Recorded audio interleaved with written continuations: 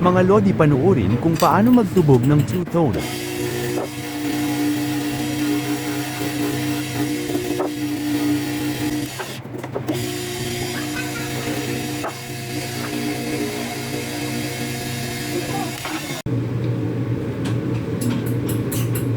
Takpan lang ng cutex ang gusto mo, ibahin ng kulay.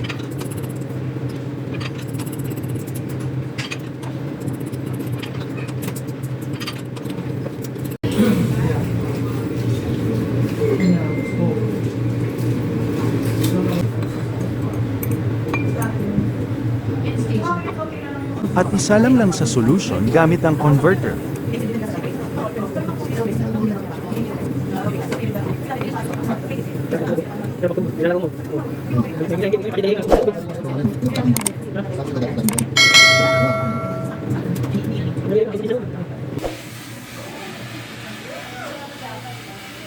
Dalawang kulay na sila mga lodi. Salamat sa panunood.